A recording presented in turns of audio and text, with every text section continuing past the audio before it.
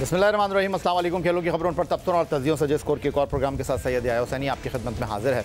तो आज एक बार फिर गुफ्तगू के लिए हमारे साथ मौजूद हैं पाकिस्तान के former cricketers, cricket expert Abdul Majid Bhatti साहब, रोज़नामा जंग कराची के senior cricket correspondent Rashid Latif साहब, कौमी क्रिकेट टीम के साबिक कप्तान, विकेट कीपर और test fast bowler Sikandar Bakht. Pakistan cricket board ने दौरा ऑस्ट्रेलिया और जिम्बाब्वे के लिए टीमों का ऐलान भी कर दिया है। पाकिस्तान टीम ऑस्ट्रेलिया में 3 वनडे और 3 T20 बैनुल-अक़वामी मुकाबलों में एक्शन में दिखाई देगी, जबकि दौरा जिम्बाब्वे में भी 3 वनडे और 3 T20 इंटरनेशनल खेले जाएंगे। पाकिस्तान क्रिकेट बोर्ड की जानिब से जारी एलामिया के मुताबिक दौरा जिम्बाब्वे के लिए बाबर आजम, नसीम शाह और शाहीन शाह अफरीदी को आराम दिया गया है। जिम्बाब्वे के दौरे के लिए डोमेस्टिक क्रिकेट के परफॉर्मर्स को ज़्यादा अहमियत दी गई है। दौरा ऑस्ट्रेलिया के लिए वनडे स्क्वाड में बाबर आजम, अब्दुल्ला शफीक, मोहम्मद रिजवान, साइम अयूब, सलमान अली आगा, शाहीन शाह अफरीदी शामिल हैं। इसके अलावा आमिर जमाला, आराफात मनहास, फैसल अकरम, हारिस रऊफ़, कामरान गुलाम और मोहम्मद हसनैन भी टीम का हिस्सा है। हसीबुल्लाह, मोहम्मद इरफान खान, नसीम शाह भी वनडे स्क्वाड का हिस्सा होंगे। पाकिस्तान क्रिकेट बोर्ड ने T20 क्रिकेट टीम के खिलाड़ियों का भी ऐलान कर दिया। T20 स्क्वाड में बाबर आजम, आराफात मनहास, हारिस रऊफ़, हसीबुल्लाह और जहादात खान शामिल हैं, जबकि अब्बास आफरीदी, मोहम्मद रिजवान, मोहम्मद इरफान खान, नसीम शाह और उमैर बिन यूसुफ भी T20 स्क्वाड का हिस्सा हैं। इसके अलावा साहबजादा फरहान, सलमान अली आगा, शाहीन शाह अफरीदी, साइम अयूब, सुफियान मुकीम और उस्मान खान T20 टीम में शामिल हैं। मोहम्मद को वाइट बॉल क्रिकेट टीम का कप्तान बनाया गया है और सलमान अली आगा उनके नायब होंगे। सीधा मैं राशिद लतीफ़ साहब आपकी तरफ आऊँगा। ये जो मुख्तलिफ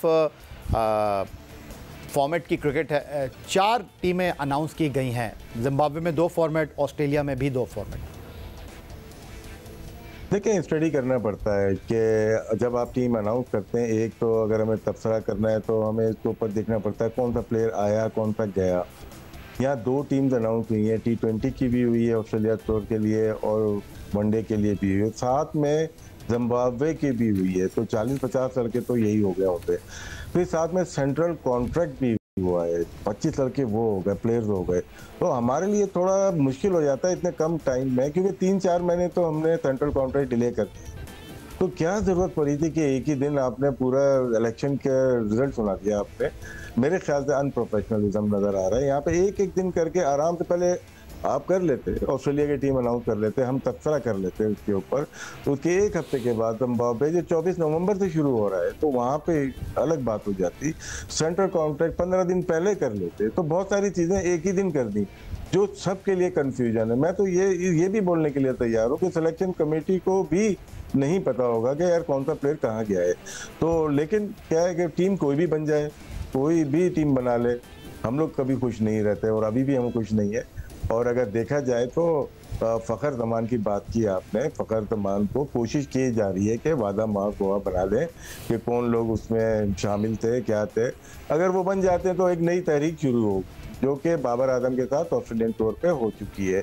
इसके अलावा और भी अगर देखते हैं तो अगर फ़खर नहीं है, इमाम नहीं है ओपनर, तो जूनियर को नहीं भेजना चाहिए, मैं ये समझता हूँ। बाकी सिलेक्शन कमेटी की अपनी मंशा है, अपनी मर्जी है। शान मसूद को मेरे ख्याल से ये ऐसा प्लेयर था जिसके अराउंड 50+ उसकी है। हम टेस्ट मैच में क्रिटिसाइज करते हैं तो, और कभी कभार होता भी सही है, लेकिन वनडे में अगर देखते हैं लिस्ट ए में उसकी आउटस्टैंडिंग परफॉर्मेंस है। उस्मान खान के साथ देखें, बाबर आजम के साथ देखें, अगला नाम शान मसूद का 52 की एवरेज के साथ वो खड़ा हुआ है, 15 सेंचुरियाँ हैं। तो ये कहाँ लेके जाएगा?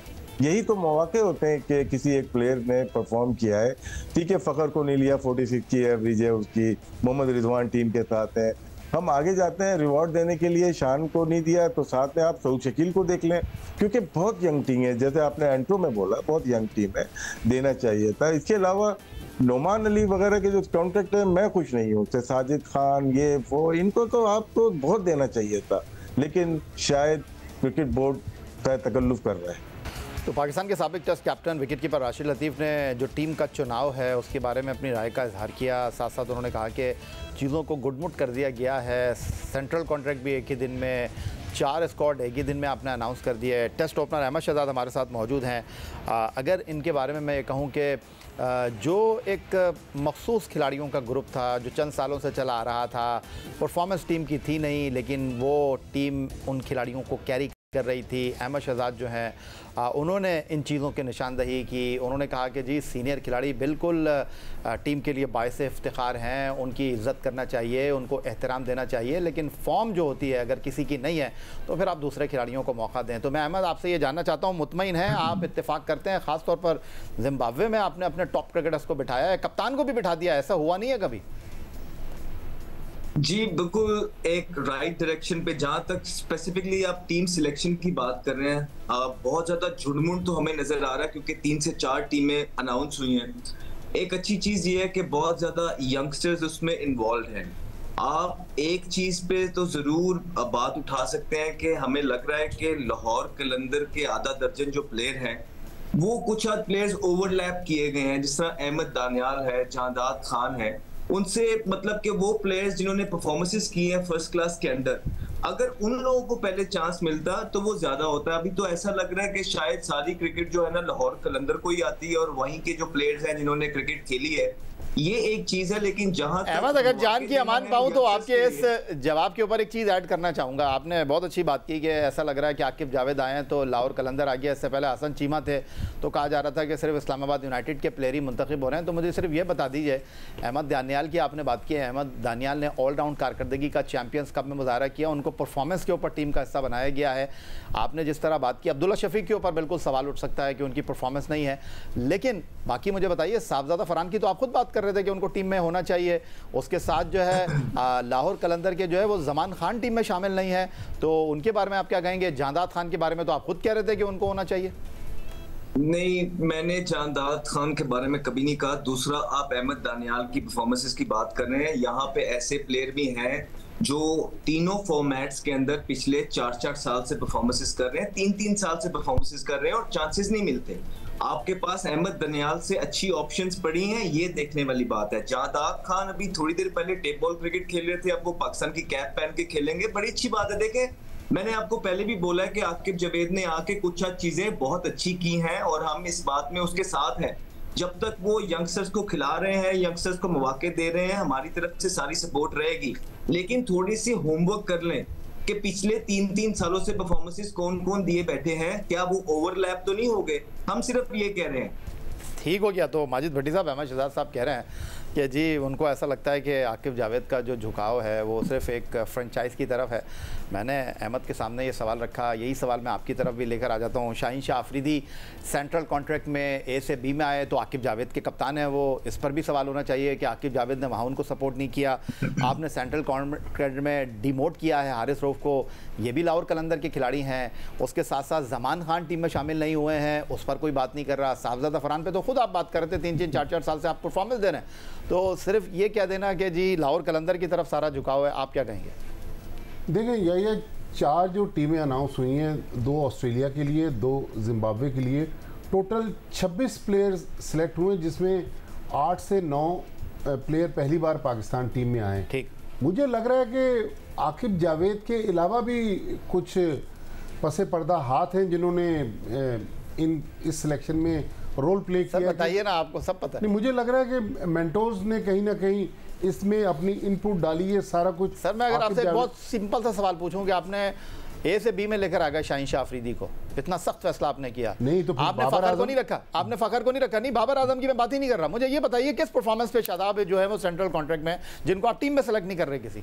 चलें, शादाब खान भी बिल्कुल आपका एक वैलिड सवाल है, लेकिन बाबर आजम चूँकि पाकिस्तान के सबसे बड़े इस वक्त स्टार हैं, तो मैं उन लोगों से जो इस वक्त इक़्तिदार में बैठे हुए हैं पाकिस्तान क्रिकेट बोर्ड में, ये पूछना चाहता हूं कि आपने पिछले 1 साल की परफॉर्मेंस पे नए कॉन्ट्रैक्ट दिए हैं, उन कॉन्ट्रैक्ट में आपने शाहीन शाह अफरीदी को तो डिमोट कर दिया जी, तो बाबर आजम कैसे रिटेन करते हैं ए कैटेगरी? राशिद लतीफ़ की तरफ क्विकली चलते हैं। राशिद लतीफ़ साहब, 2 टेस्ट क्रिकेटर, उनकी गुफ्तगू आपने सुनी, आप अपना क्या इनपुट देना चाहेंगे? देखिए, ऑलराउंडर बनाने के लिए ना मैं सबसे पहले देखता हूँ कि डोमेस्टिक में किस नंबर पे खेल रहा है। अगर जहादात 8-9 नंबर पे खेल रहे हैं तो ऑलराउंडर के मुस्तहक नहीं है। हमने बहुत सारे प्लेयर ज़ाया किए, हमने बिलावल भट्टी को ऑलराउंडर बनाने की कोशिश की, हमने अनवर अली को निचले नंबर पे खिला रहे थे। ऑलराउंडर हमेशा रज़ाक की तरह बनता है कि उसको ऊपर खिलाया जाए, अदर महमूद की तरह बनता है। वसीम भाई भी ऑलराउंडर थे लेकिन कंप्लीट ऑलराउंडर नहीं थे, क्योंकि उनका नंबर भी मेरे या मोइन के बाद आता था। ऑलराउंडर हमेशा डोमेस्टिक से आता है, वो टॉप ऑर्डर से आता है। शादाब खान को हमने यहाँ पे ड्रॉप किया है। सुनने वाली बात यही है, आमिर जमाल आपके पास एक ऑलराउंडर मौजूद है जो कि अच्छा परफॉर्म कर रहा है, ऑस्ट्रेलिया में भी करके आया है। एक ऑलराउंडर आपके पास शादाब, जिसकी T20 की परफॉर्मेंस अच्छी थी, हम उसको सेंट्रल कॉन्ट्रैक्ट तो दे रहे हैं, हम उसको सिलेक्ट नहीं कर रहे। तो मैं किससे पूछूंगा ये यार, ये इतना अच्छा है कि बी कैटेगरी दी है, ये तो बहुत ही अच्छा है। इसने चैंपियन कराई अपनी टीम को, ये तो और अच्छा हो गया। हम सिलेक्ट नहीं करेंगे, क्वेश्चन मार्क आ गया पूरी सिलेक्शन पे। इसीलिए मैं कह रहा था कि आप एक टीम, ऑस्ट्रेलिया की टीम सिर्फ अनाउंस करते, सेंट्रल कॉन्ट्रैक्ट तो 1 महीने पहले हो जाना चाहिए था। एक टीम अनाउंस कर जिसके ऊपर हम बहस कर सकते। अभी हमें ये नहीं पता कि मैं जिसके ऊपर बात कर रहा हूँ वो जिम्बाब्वे के दौरे पे जा रहा है या ऑस्ट्रेलिया के दौरे पे जा रहा है। कंफ्यूजन है, हम लोग जो बात कर रहे हैं हमें भी कंफ्यूजन है, हम राइट ट्रैक पे हम भी नहीं है, क्योंकि 25-28 लड़कों की सिलेक्शन की बात हम एक शो में नहीं कर सकते जिसका दौरानिया 25 मिनट हो। दुरुस्त कहा राशिद लतीफ़ साहब आपने। और जो अब्दुल मैं ब्रेक पे जा रहा हूँ सर, अच्छा, कि माजिद भट्टी साहब ने इस सारी चीज़ों का खुलासा कर दिया सिर्फ ये कह के कि कॉमेडी ऑफ एरर्स हैं सिलेक्शन में भी और बहुत सारी चीज़ों में भी। ठीक है, तब्दीलियाँ हो रही हैं। एक ब्रेक है, ब्रेक के बाद मज़ीद गुफ्तगू करेंगे।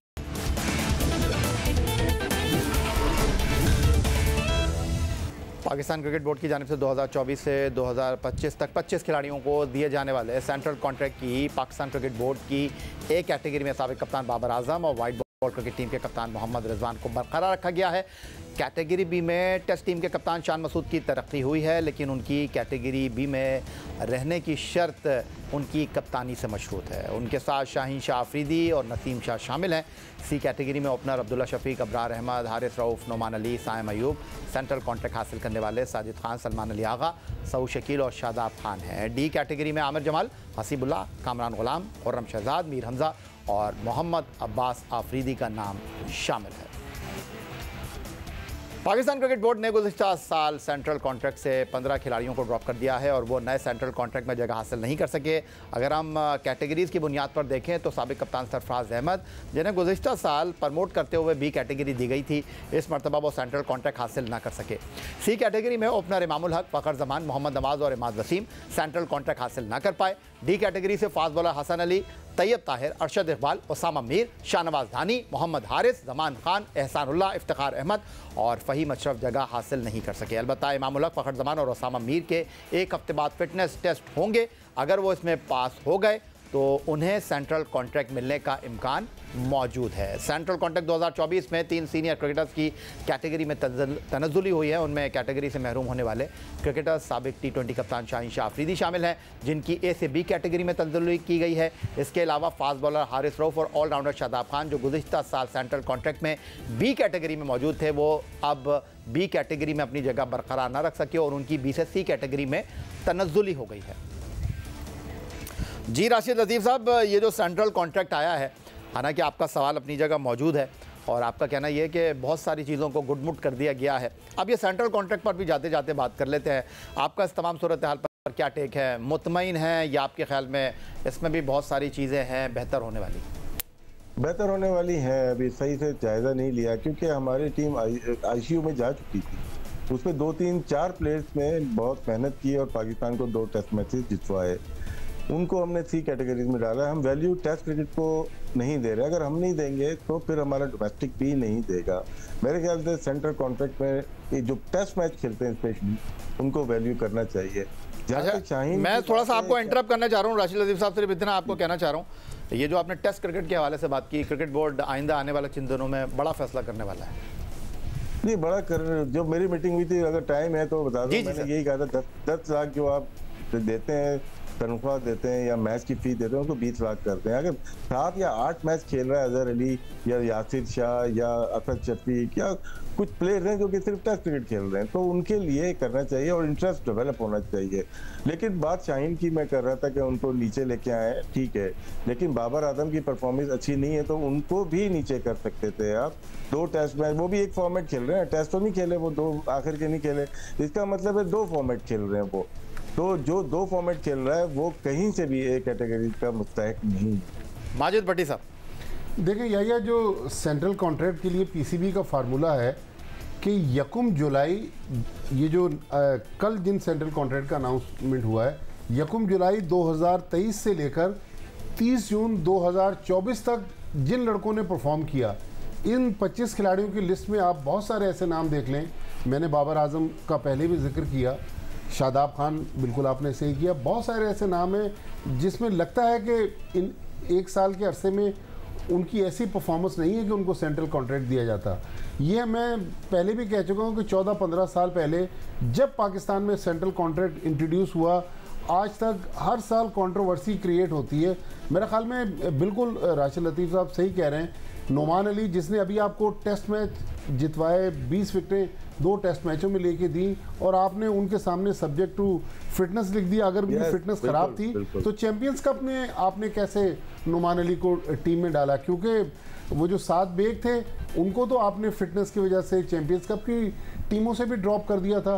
तो मेरे ख्याल में कहीं ना कहीं अब मोहसिन नकवी साहब को ड्राइविंग सीट पर आकर देखना पड़ेगा कि दाएं बाएं से जो लोग काम कर रहे हैं वो मेरे ख्याल में पाकिस्तान क्रिकेट के लिए अच्छा काम नहीं कर रहे। अहमद, आप जब खुद सेंट्रल कॉन्ट्रैक्ट की फहरिस्त का हिस्सा हुआ करते थे, कई बार उम्दा कारकर्दगी के बावजूद आपको नज़रअंदाज किया गया, और जो इस वक्त मसाइल हैं, जिस वक्त आप खेल रहे थे उस वक्त भी यही मसाइल थे, तो ये हल होंगे या नहीं होंगे कभी? सर हल हो ही रहे हैं, बस ठीक है अब क्या करें। जिस तरह एक दिन के अंदर 50 खबरें आ गई हैं, किस किस पे बैठ के बात करें? नहीं, आप सिर्फ सेंट्रल कॉन्ट्रैक्ट पे ही कर लें, सिर्फ सेंट्रल कॉन्ट्रैक्ट पे स्क्वाड पढ़ ले, सेंट्रल कॉन्ट्रैक्ट पढ़ ले। हम बड़ी अच्छी बात की है, राशिद भाई ने सारी बातें सेंट्रल कॉन्ट्रैक्ट के हिसाब से कवर की हैं। आई डोंट थिंक इस पे ज्यादा कोई तबसरा करने की बात नहीं है। बस मुझे ये बता दें कि शादाब खान को सेंट्रल कॉन्ट्रैक्ट देने की क्या जरूरत है? आपने जब उनकी परफॉर्मेंसेस की वजह से पीछे जो जो चीजें उन्होंने की हैं, कोई परफॉर्मेंस उनकी है नहीं, तो बाहर करना तो पूरी तरीके से बाहर करें। आप लोगों को ऑब्लाइज भी कर रहे हैं, साथ लेके भी चल रहे हैं, कर भी नहीं रहे। आप खुद कंफ्यूज हैं। पहले आप तो दलेराना जो है ना फैसले लें, दूसरी तरफ आप किसी को ड्रॉप कर रहे हैं तो उसके बाद जो है ना उसको एक कैटेगरी भी दे रहे हैं, ये भी समझ नहीं आ रही। फिर कप्तानी का ये ना, जिस तरह कप्तान, क्या पाकिस्तान क्रिकेट बोर्ड में लोग बैठे खुद नहीं कहते थे कि रिजवान के साथ वो एक एलिमेंट जुड़ा हुआ है जिसकी वजह से उनको कप्तान नहीं बनाया जा सकता? तो अब उन्होंने क्या किया है, अपने बयान की नफी कर दी है। बाबांगे दौल ये बातें करते रहे कि रिजवान कप्तान नहीं बन सकता उस एलिमेंट की वजह से, और रिजवान को तो खुश होंगे, ऑब्वियसली उनकी बड़ी काविशें कोशिशें पीछे रही हैं, हम तो उनको जानते हैं बड़े अच्छे तरीके से। आज वो कप्तान बन गए, बहुत खुश होंगे, बड़ी अच्छी बात है। लेकिन ये मुल्तान सुल्तान नहीं होगा, ना ही ये कोई डोमेस्टिक की टीम होगी, ये पाकिस्तान की टीम है, ये म्यूजिक है। आप आ गए हैं, we wish you all the best, we would like to, क्योंकि बहुत ज्यादा यंगस्टर्स इन्वॉल्व है पाकिस्तान क्रिकेट टीम के अंदर। उन सारों की जिम्मेदारी रिजवान पे है कि उनको किस तरह ग्रूम करना है, साथ लेके चलना है। ऐसा नहीं हो सकता पास में हमें ये देखने को मिला और हमारे साथ होता रहे चीजों में देख के हम इसके हॉर्सेस गंवाएं। कि हॉर्सेस माउथ ये बात है कि लोग जब यंगस्टर्स आते हैं तो उनको सही तरीके से यूटिलाइज नहीं करते ताकि अपने दोस्त दोबारा से टीम के अंदर आ जाएं। तो अब दोबारा से क्या हमें ये चीज देखने पड़ेगी? पहले तो रिजवान बड़े डिमांड कर रहे थे, वो जर्नलिस्ट जो उनके करीब पाए जाते हैं उनकी तरफ से वो बयान दिलवा रहे थे कि टीम सिलेक्शन में भी मुझे ये चाहिए, फलाने में भी वो चाहिए। एंड में जब पीसीबी माना नहीं तो घुटने टेक दिए। ओके, ये चीज जो मिल रही है वो भी हाथ से ना चली जाए। हाँ, फिर उनको मशवरा दिया उनके दाएं बाएं वालों ने कि यार तू पहले कप्तानी तो पकड़ ले, ये भी हाथ से चली जाएगी। जब कप्तानी हाथ में आ जाएगी उसके बाद सोशल मीडिया पे और मीडिया के थ्रू प्रेशर डलवा के कुछ डिसीजन ऊपर नीचे करवाए जा सकते हैं। तो ये अब पीसीबी को तैयार रहना चाहिए क्योंकि ये उसी ग्रुप के हैं, उन्हीं लोगों में से हैं कि जो बड़ा ज्यादा जिन्होंने केएस पीसीबी के अगेंस्ट जो है ना मचा के रखा और ब्लैकमेल करते रहे। तो पीसीबी ने डिसीजन ले तो लिया लेकिन अब तैयार रहे आगे आने वाले केएस के लिए। अहमद, आपने बहुत कुछ कह दिया और कुछ नहीं भी कहा, लेकिन इस तमाम सूरत हाल में आपने सिकंदर बक के जो आखिरी चंद अल्फाज थे उनको भी जो है वो बोलने का मौका फराहम नहीं किया। आज के हमारे प्रोग्राम में इतना ही, इजाज़त दीजिए, अल्लाह हाफ़िज़।